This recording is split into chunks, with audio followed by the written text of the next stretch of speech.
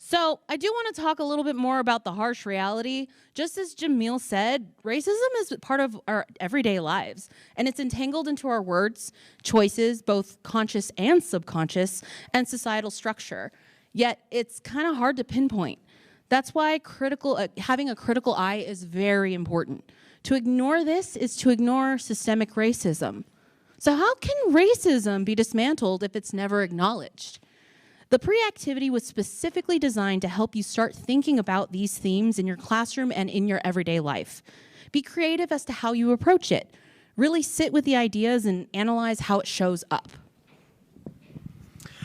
All right, so to help us engage in these conversations, we have two phenomenal keynote speakers. You'll hear first from Dr. Marvin Lynn, and then we'll follow that up later on with Dr. David Stovall. Both are scholars on this conversation around critical race theory. We're also excited to have two local community engaged scholars. One of our community engaged scholars is Jordan Hakens, who is the founding director of the Southern Nevada Black Educators Initiative. And then you'll also participate in a breakout session with Robert Strouder, who is the executive director of the Donna Street Community Center, and you'll hear all of the important work that Robert has done around creating this hip-hop curriculum. So both Jordan and Robert will be facilitating breakout sessions, and then both David and Marvin will also be facilitating breakout sessions, as well as leading us through our keynotes throughout the day. All right. So, for time's sake, let's just want to let you know you can follow us on social media. NV Forward is the handle for pretty much everything that we have: Twitter, Instagram, Facebook. Outside, there's a banner with a light, a ring light. It's my ring light. I hope you appreciate it, because I really want everybody to go ahead and take pictures, take selfies, just really have fun with today as well. I know that we have very serious topics, but at the same time, we're all human. We kind of need a breather. So go ahead, and if you do post it online, post it under hashtag NVForward so that we can locate them. And also, reminder, I'm still doing professional photos for students. So if anybody needs a professional photo for your resume, for your social media or anything, I'm happy to help you out. I sent out a link on Slack. And if you have questions, just come up to me sometime today and we can probably get something scheduled as well. It only takes 15 minutes. So, all right, thank you. All right, thanks, Gina. All right, so we are going to go ahead and kick this off. So I am delighted to introduce Dr. Marvin Lynn. Some background information about Dr. Lynn. Dr. Lynn currently serves as a professor of education and Black studies at Portland State University. He is an internationally recognized expert on race and education. He has been featured in national and international news outlets, including the BBC, the New York Times, Fox News, the Christian Science Monitor, Great Britain News, and others. Dr. Lynn's research has been recognized by the American Educational Research Association, the Critical Race Studies in Education Association. He is also a member of the Academic Society, Phi Kappa Phi, and he is also an elected member of his local school board in Oregon. Please give a round of applause for Dr. Lynn.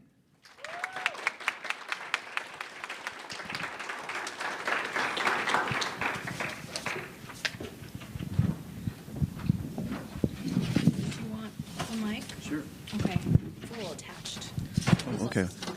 Okay. Well, thank you very much to the organizers, to the dean, and all those who are making this happen. I think it's so important to have knowledge about what's actually going on. Is there a clicker?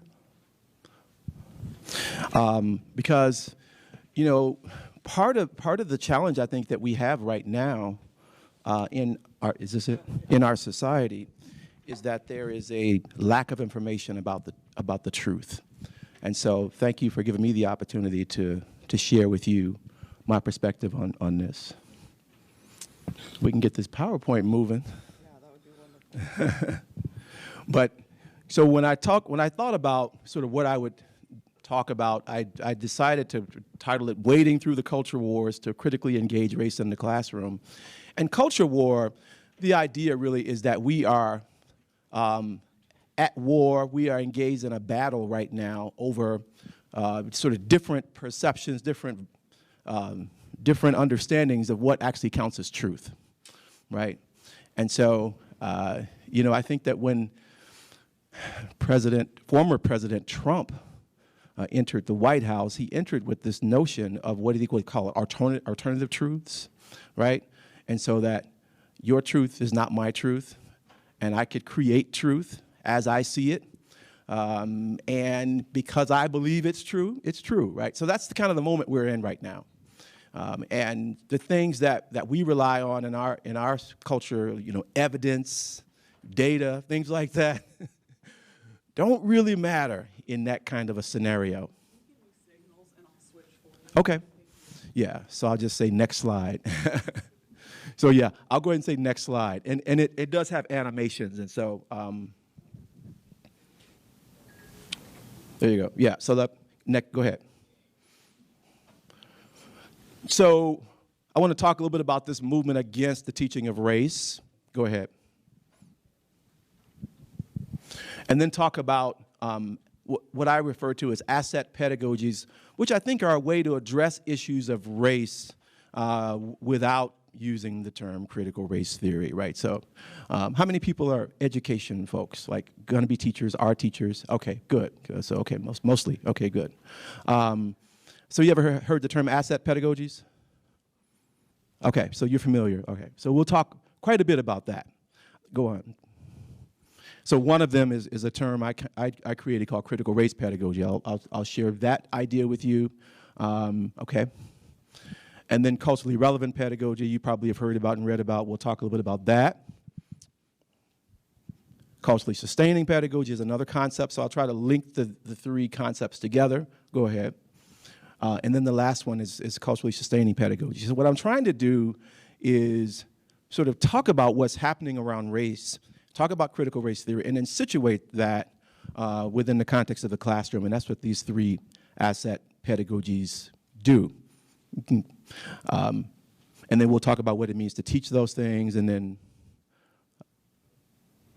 go ahead. Toward an anti-racist praxis. Okay.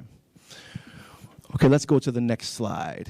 So what is critical race theory? Now, if it's possible, there's a video here. So if you click next, and a picture should come up, and if you click on the picture, her video should pop up.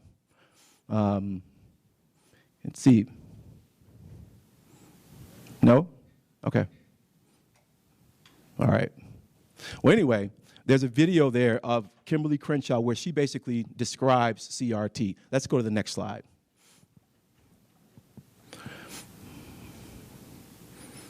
Because I have a little bit of a description on my on the next slide. Is it not moving? Technical difficulties. What's happening? Okay. All right. So it's just it's stuck. Oh. Okay. So critical race theory, what she does is she provides a definition of critical race theory, and so does Professor Prudence Carter. And critical race theory essentially is a theory that comes out of the law, right? And it is an analytical tool that legal scholars use as a way to talk about race and racism. It's a way to demonstrate the presence and the impact of racism in our society. But it really is something that legal scholars use in law school. And then education scholars like myself, Dave Stovall, oh, there it is, like myself and Dave Stovall use it in education as a way to understand what happens in schools. And so we are concerned about, why is the dropout rate for kids of color the way it is? Why do we have so few teachers of color? And so we look at education as one of many institutions in our society that is created within the context of what we would call a white supremacist or racist society, right? And so every institution that is constructed within that overall racist context somehow serves the aims of that racist society. And schools, through sort of the persistent underachievement that we see of students of color and the exclusion of educators of color, that's one way in which they do that. You can go ahead. Okay, let's go to the next one. Oh, I just stuck again. So let's talk about the attack on critical race theory. This is a video that I typically show that is a 1-minute video that is very popular among a certain political party. I won't say which one. And they are basically saying that critical race theory is the reason that we have racism in society. That critical race theory is what is dividing people, and critical race theory is the reason we have inequality. And so what they do is they encourage people to fight back against critical race theory by writing letters to their school board and by supporting legislation to remove critical race theory from schools. We don't have legislation, as far as I know, in Nevada to remove critical race theory from schools, but there are these little things called resolutions that school boards have, right? Now, I serve on a school board in Oregon. It's very interesting to me that they're using a resolution as a way to shape curriculum, because a resolution really is just a statement. It just says, we like something or we don't like something. But it's not meant to, you know, kill curriculum, right, or determine what books you use or don't use. But what you're doing in Nevada, as my understanding, is that school boards in conservative areas are crafting resolutions that say, we don't want anybody teaching about race, whereas the state law does not say that at all. So what these folks have done is they've erected this national movement that is happening all over the country. Let's go to the next slide, and I'll show you some. Go ahead, keep going. That's my book, by the way. So this guy, Christopher Rufo, yes, go ahead. Okay, so stop here. There's an article that you guys should check out. Christopher Rufo is what I call the architect of this movement against critical race theory, okay? And there's an article in the New Yorker which lays this out, and this is the title of it. And in the article, they talk about how he basically randomly came up with this idea to use critical race theory as a tool or as a reference to essentially every progressive idea that he doesn't like, right? And so I'll give you a sense of what he's talking about in a moment. But there's two quotes here from him.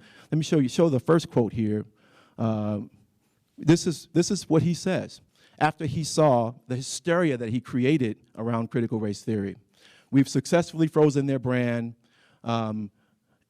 critical race theory, into the public conversation, are steadily driving up negative perceptions. We will turn it toxic as we put all the various cultural insanities under that brand. So again, he's attaching a lot of things to critical race theory that have nothing to do with what I talked about in terms of being legal theory that people use as a way to understand racism.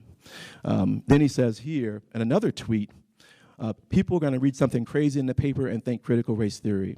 So when they say he's decodified the term, basically he's taken the meaning out of it and given it a whole different meaning. So the average citizen thinks of critical race theory as something that it is not. And it's primarily because of this guy and people like him who have intentionally misled people to think that critical race theory is something that it is not. Let's go on to the next. So the Center for Renewing America is one of those tools that Christopher Rufo and other people are using as a way to help rebrand critical race theory.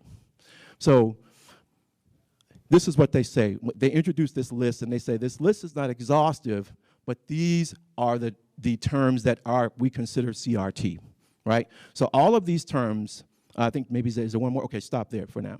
All of these terms, they want you to consider to be associated with CRT, okay? Conscious and unconscious bias. Cultural awareness is now CRT. Diversity, equity, and inclusion, CRT, right?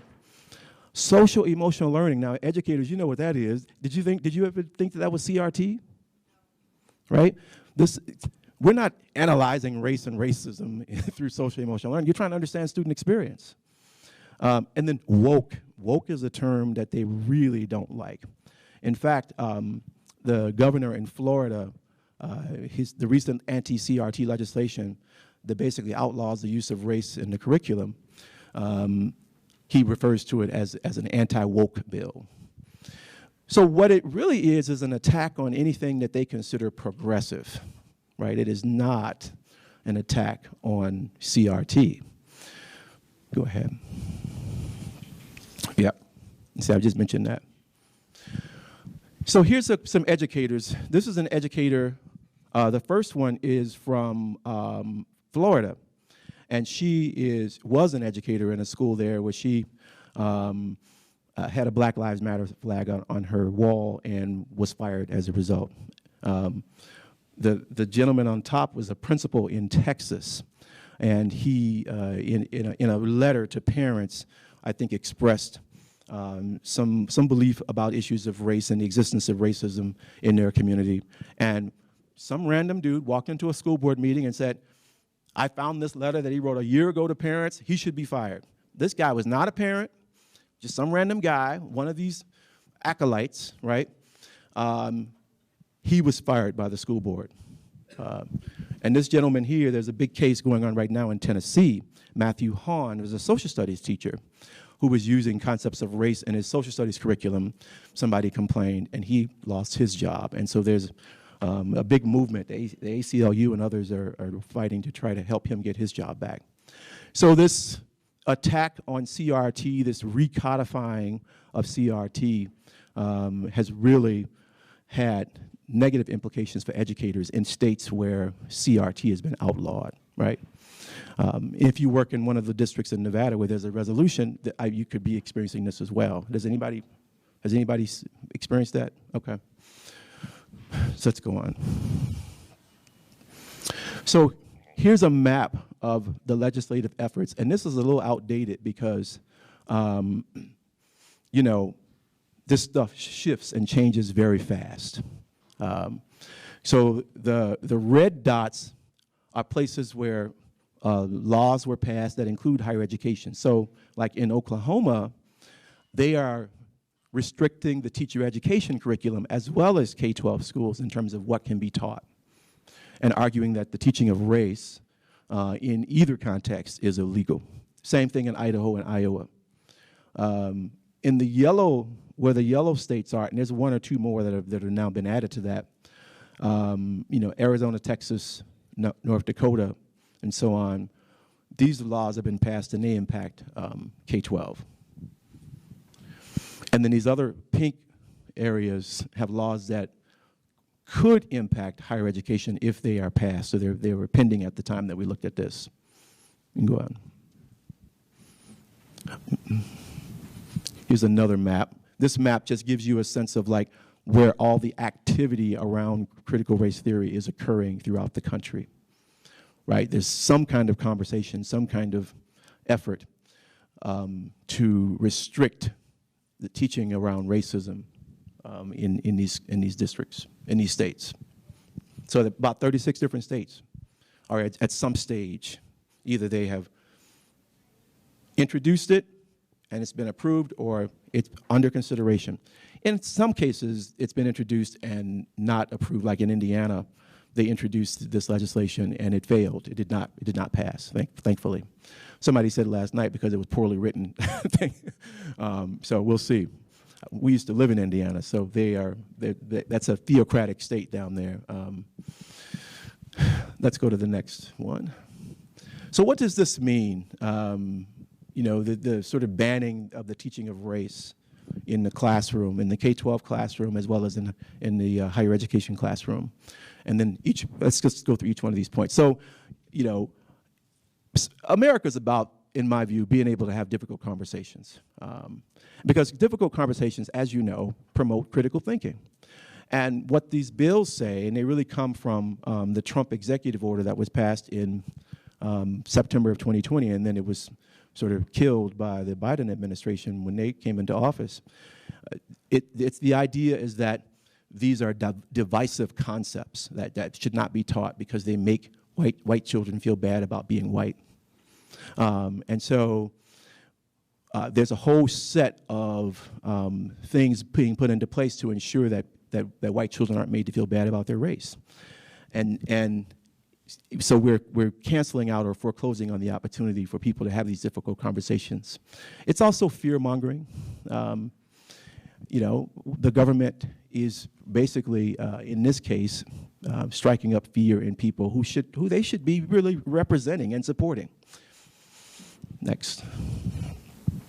What we also know from the research is that when we don't learn about difference, we don't learn about other people's history and culture and identity and language, actually it increases our sense of prejudice.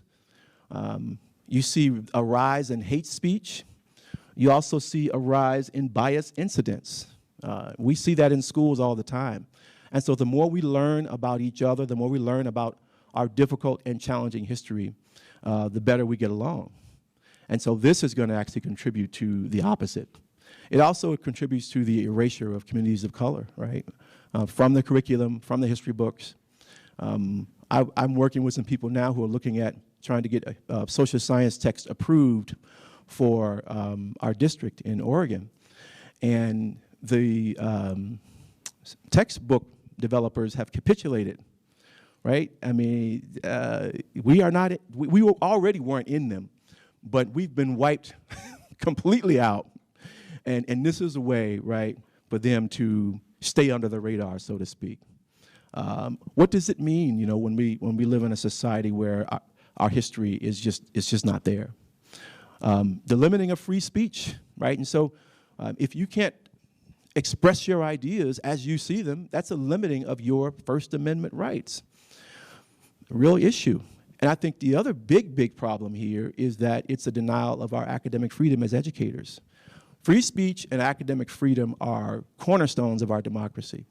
And without those things, we are living in a different kind of country. We are not living in a democratic state. It's an autocratic state, which is what, in my view, you know, certain folks were moving toward. So I really see this attack on CRT as a threat to democracy. It is a threat to life as we know it. Now, I have a whole conversation where I talk about how flawed democracy is, particularly in its implementation, right? But even in its conception, it was not an inclusive project, right? Democracy in this American context has always been an exclusionary project, mainly for white men, because we were, you know, my ancestors were enslaved at the time. But what Martin Luther King and Barack Obama and other black leaders have always sort of held up is the ideal, right? This ideal of liberty and justice for all. And we know it was not necessarily meant that way, but the ideal is that we all want to strive for that. And so I feel like this really threatens that. So how can teachers sort of deal with these topics and issues in this really contentious environment without sort of, you know, raising attention? Well, you can have kids talk about their own experiences, which a lot of times are experiences with racism, right? So if you're gonna, and this is what when I talk about critical race pedagogy, that's one of the central features of that, is that kids get to talk about their own experiences with race and racism. I was in a class, a social studies classroom, where they were talking about black folks and trying to get, you know, in the Woolworths at the lunch counter in the 50s and 60s, trying to integrate those places, right? And those are the places where people would come and basically there would be an intervention. You know, we're going to sit in this whites-only space as black folks and see how they react. We're going to catch the attention of the media, and all that's going to be sort of an example, an illustration of how black people get treated in this country. And so he was talking about that and using that as an example of something that happens today when black kids go into the store and get followed around and questioned. And these kids were sort of telling their own experience, and he was connecting their experience to what we experienced historically and at those lunch counters. And so nobody used the word racism, right? But they were talking about this experience that they had that was very negative, and that was race-based. And it was used as a grounding for that broader conversation around civil rights. you know, we need to reflect on our own racism, internalized racism, as well as outright racism. We're all impacted by racism. White people, you know, white people are taught that that you're more superior than other people because of your skin. People of color are taught that we are inferior, right, because of the color of our skin. And then we also believe that about other people. There are real challenges around different cultures and ethnic groups coming together to understand the differences. There's a lot of anti-black racism, I think, that we have to challenge. And we have to be willing to challenge those things within ourselves and be reflective about that. We also have to be advocates on behalf of those students, right? When we see things in the environment that are impacting those students in ways that are unfair, we have to speak up on their behalf. And then the students' racialized experience can really be used as a curricular text in that sense, like I was talking about, you know, using the experience that they're having in their everyday lives as a foundation, as a basis for having conversations about broader issues of race and racism in our society. I think we can move on to the next slide. There. So here's 3 other related traditions. Culturally responsive pedagogy, okay, which comes out of the work of Geneva Gay. Culturally relevant pedagogy comes out of Gloria Ladson-Billings' work, and culturally sustaining pedagogy is a newer kind of evolution of both of those ideas that comes out of the work of Alim and Paris. And I'll just talk a little bit about those.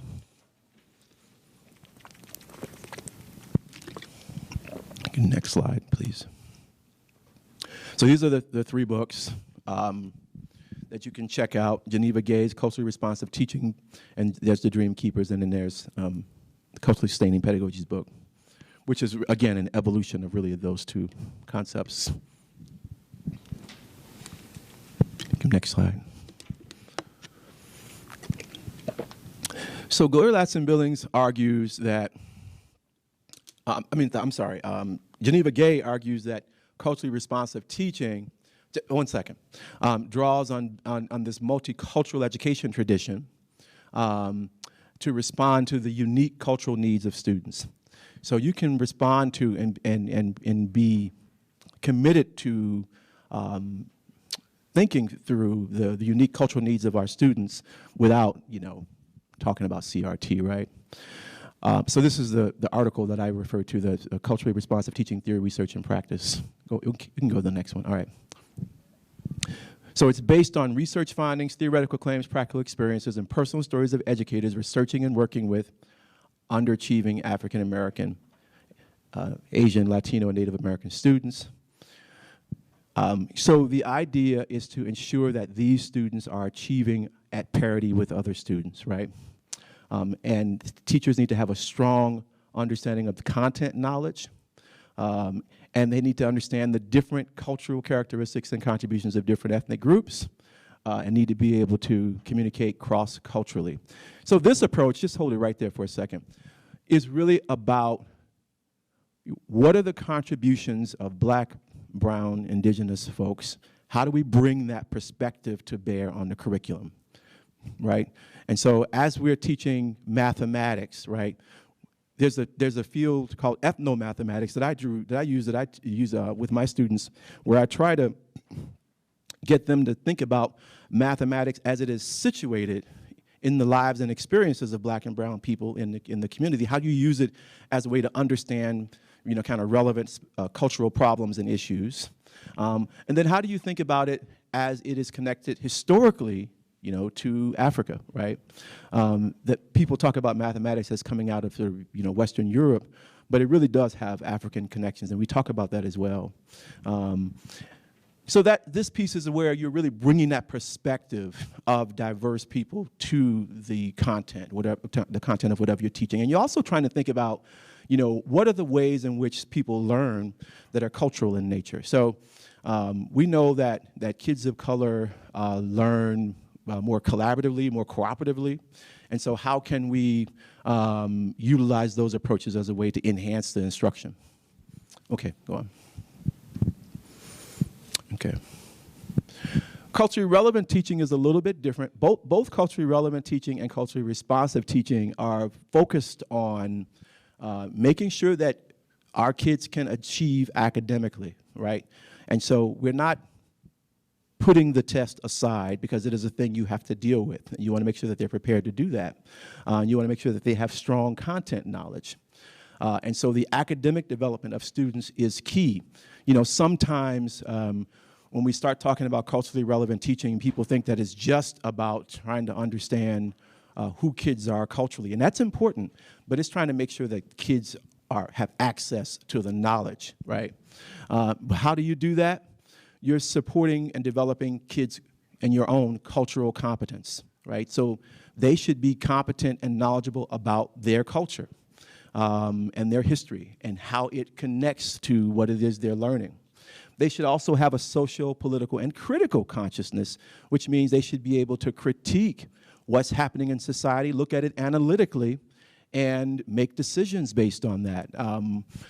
You know, and that's an important notion around critical race theory, because critical race theory is an analytical tool that says, why are we experiencing race and racism in our society, and how is it impacting what we are learning or not learning? And so they should be able to use these analytical tools and bring these to bear in their learning context. The other important thing about culturally relevant teaching is this idea of looking at yourself, right, and recognizing that who you are as a person, as a human being, that as a teacher you are, you know, you're a learner just like your students are, right? And that the students also bring knowledge to the table that is to be valued and to be respected. You also see your students as equal, as human beings, as equal human beings. Let's go to the next one. Culturally sustaining pedagogy is a little bit different in that there's a focus here on what they call linguistic, literate, and cultural pluralism as part of the democratic project of schooling. So cultural pluralism really is about respecting and valuing all cultures equally, right? And all cultures have equal weight. So we're not trying to get kids to become more of something that they're not. We're valuing what they bring to the table. And so it's not about, you know, curriculum as relevant or responsive. It's really about curriculum as speaking directly to the lives of those students. There's examples in the book that they have where they talk about how students, how teachers integrate the use of Spanish, or what they call Spangbonics, which is actually a mixture between Spanish and Ebonics, and they integrate that into the curriculum as a way to, you know, to help kids really see themselves within it. But it's also a way to validate that culture and that language, right, in important ways. And so kids are maintaining their culture, and then we are also entertaining culture as a dynamic, kind of fluid force within the classroom context. But it's not, you know, we don't talk like that in here, but that whatever kids are bringing to the table is integrated into what we do and how we do it as in the classroom. Okay, next slide. Okay, so what I normally would be able to do here is sort of go to these different links and then show you other things based on these links, so I'm not able to do that. But these three organizations, you can stop there, are doing a lot of work on behalf of the field of education. AACTE, for example, is our national teacher education organization that is supporting schools and colleges of teacher education. And so you can go to that link and get information about how, in fact, we can support our efforts to teach about race. There's a racial injustice hub there that has all kinds of information and materials about the legislation that I just talked about. NEA, the National Education Association, is supporting teachers. It is the largest teachers organization, and they have a whole bunch of materials there that you can use and draw on in terms of thinking about and teaching race. They also have letters that you can, templates of letters that you can write to your state legislator or your governor or your mayor or to get support for the work you're trying to do. And then this learning for justice used to be called teaching tolerance, but what they have is curriculum, lesson plans, other learning materials that you can adopt and use in your classroom to teach and using some of these strategies that I just sort of introduced. Let's see, what's next? The next slide. Okay, so that's it. Thank you.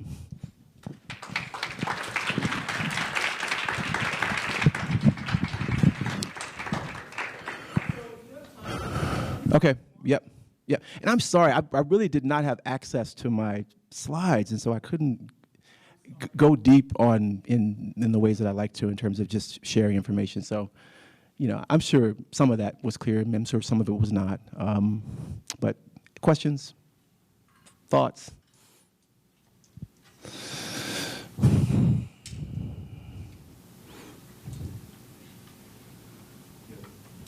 Okay, thanks.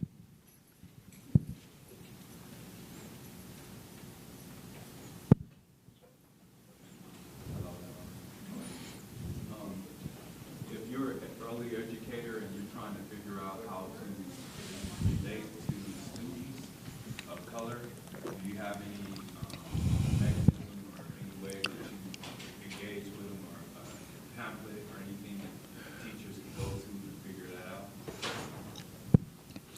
So you said a pamphlet? Or do you have any information like critical race theory, why education is treating the black kids a certain way, why it's so hard for students of color to learn? Right. The education system. A lot of this is about understanding who you are, right, as an educator. Particularly, I'm thinking about particularly like a white educator, right?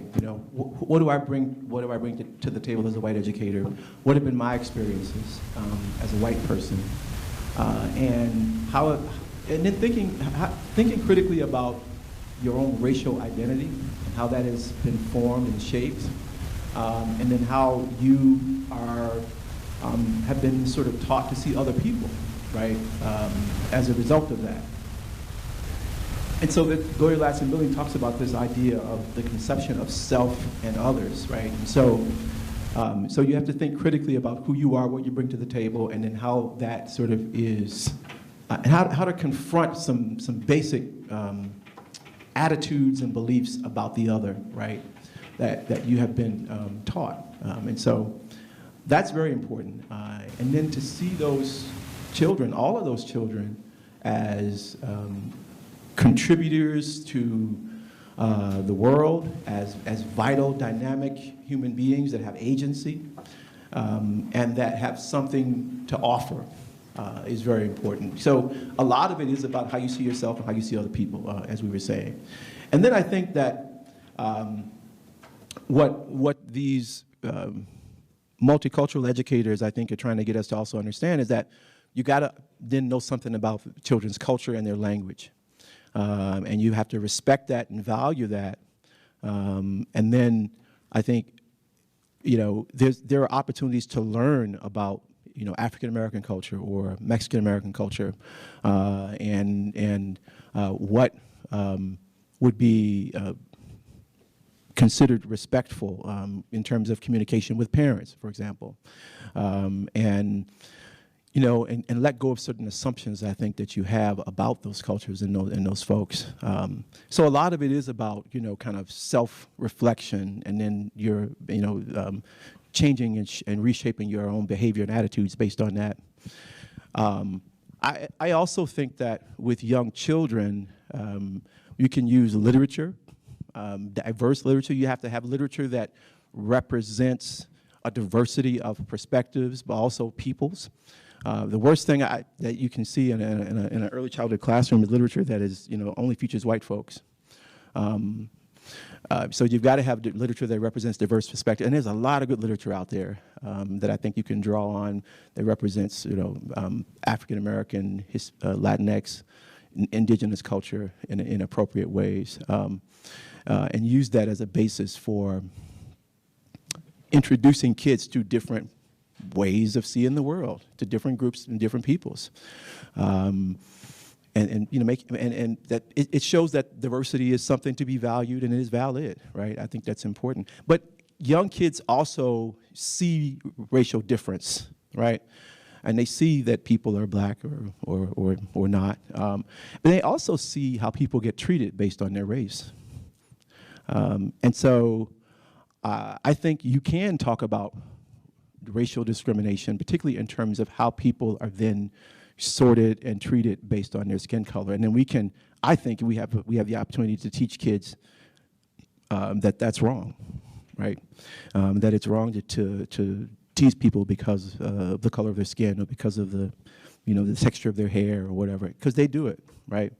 And they get these messages from their households that that's okay. And I think teachers have to intervene on that. And you can do that with young children.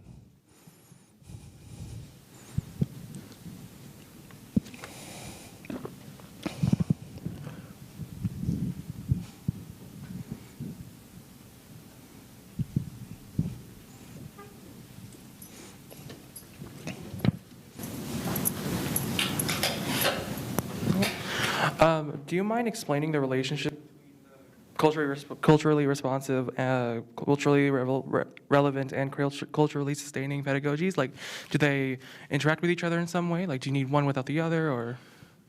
So if you look at them in terms of a timeline, I think culturally responsive teaching came first, because really it was about how do we respond to the needs of Black, Brown, Indigenous, and Asian and Pacific Islander kids in the classroom, right? How do we make sure we are meeting those needs? How do we understand their cultural backgrounds and how that influences and shapes what they are learning and how they learn? And that work, you know, came out of the late 60s and 70s. Culturally relevant teaching was an evolution of that, which came really about in the 90s, which was more, incorporated all those things I just talked about, but was more about how teachers see themselves. You know, I was just talking to this gentleman about teachers seeing themselves as learners and teachers, and seeing students as learners and teachers, but also seeing themselves. Gloria Ladson-Billings talks about teachers seeing themselves as part of the community. Her work was based on the experiences of successful teachers of African American students, and so it was you know, based on research of actual practice, right? And teachers who were actually successful, and so there was a big focus on again, teacher identity and how that influences actual achievement.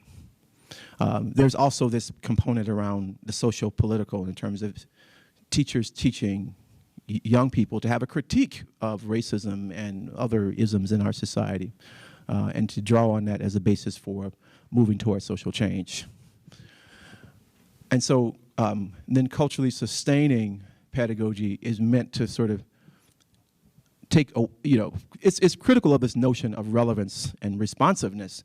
And what it says is that the school can really be remade to be situated within or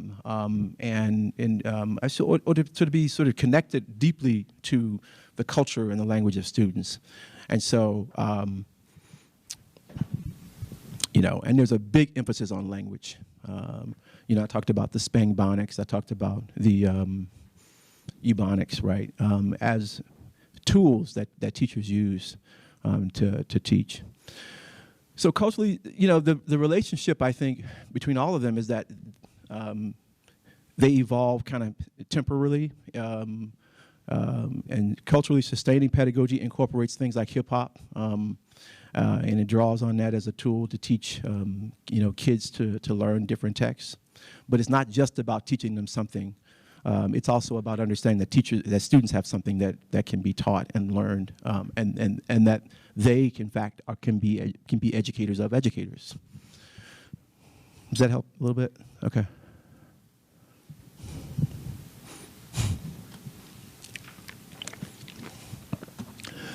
You know, all of these concepts are kind of connected and interrelated, and so they aren't really distinct, differences. I mean, there are differences, but they're not so distinct that you see them as separate things. They really are interrelated and interconnected.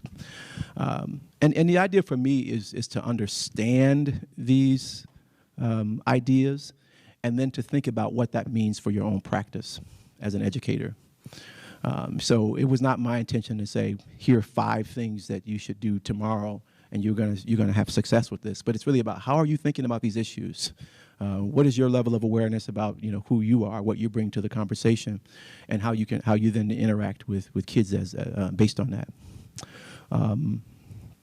And so all of these are tools, but I see them as more as intellectual tools than pedagogical tools, and that's kind of how I talk about them.